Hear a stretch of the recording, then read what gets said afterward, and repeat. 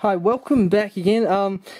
This is actually a sort of a reopening of the black and white base decks. This is the Blue Assault theme deck. I know I'm way behind schedule and absolutely everything else.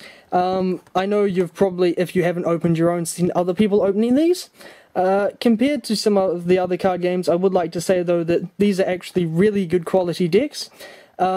The Magic decks, unless you want to fork out $50 or $60, they're not actually really worth getting. I know I say that and I don't mean to hinder business, but yeah, they're just not as interesting.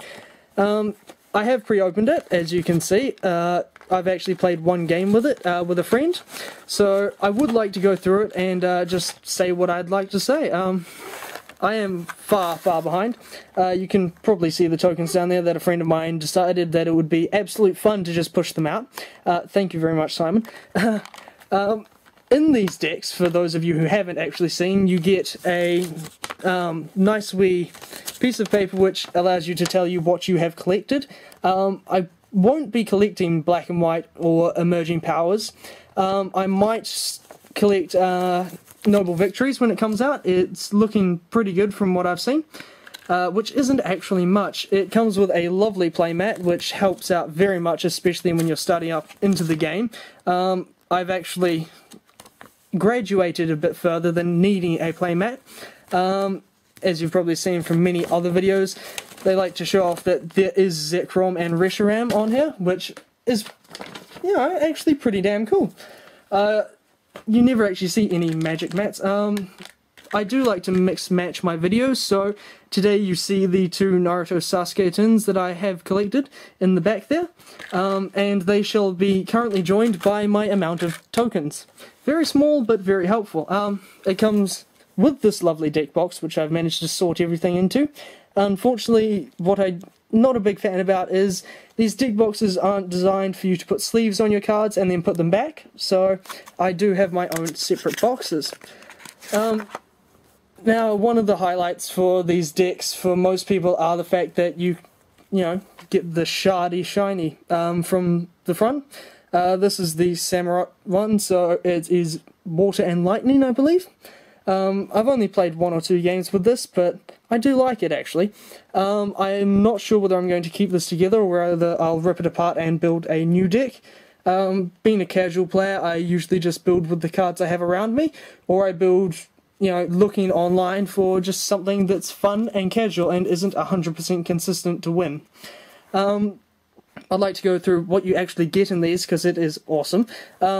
Starting with stage 2 stuff, Samurott, the Shardy foil and the not so foily, but still awesome, and Unpheasant, Simipour, 2 of those, these are the stage 1 Pokemon now. You get 3 Duot, I believe, so the main evolutionary line actually thins out over time, which I feel for new players, you know, they could make it a bit more consistent than that.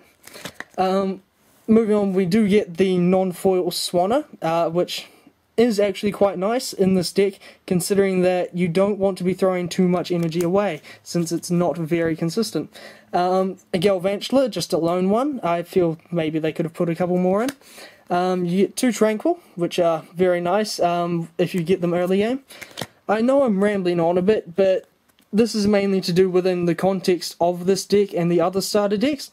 Obviously, if you're going up against a Magnezone Young Mega Prime deck, chances are you will be absolutely slaughtered. But in context, I do very much like what we get in here. 2 of the Basculin with Crunch. We get 3 Panpour to start off with. And as I said before, they thin out on the main evolutionary line, so we do get 4 Oshawott, moving into the 3 Duot and 2 Samurott. 2 Blitzel. I would have much preferred if they had stuck at least 1 Zebstrika in. It would have been absolutely amazing, but on the day I opened a Zebstrika as well and actually added it to the deck to play with. 2 Ducklet, which are, well, relatively simple until you get them to a Swanna. Bidove, 3. 2 Joltix, which have absolutely tiny HP. Now, there wasn't many other good things in the deck. There is, however, 2 Professor Juniper. You get 2 revives, 2 potions, 2 energy retrieval, which I currently need more of for another deck I'm building. Pokeball, which you always seem to flip tails for because it is really annoying. Murphy's Law and such. 2 energy search.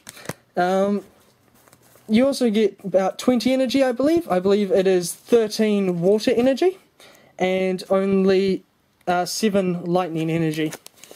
As I said, I know I'm very far behind the ball game, but I felt I needed a bit more on just quickly, and this was sort of where I wanted to start, was with an actual theme deck. I probably won't be buying or opening many of the theme decks since I don't collect the shardy foils, but as I said, keep a lookout for boxes. Hopefully I will have one just after exams here in New Zealand finish, as a little treat to myself. Either that or I'll get a new laptop. Thank you very much for watching. As I said, I like to mix match, so probably with a couple of my Naruto videos you will see my Pokemon tints, and I might even have some Magic the Gathering Fat Pack boxes to star in the background as well.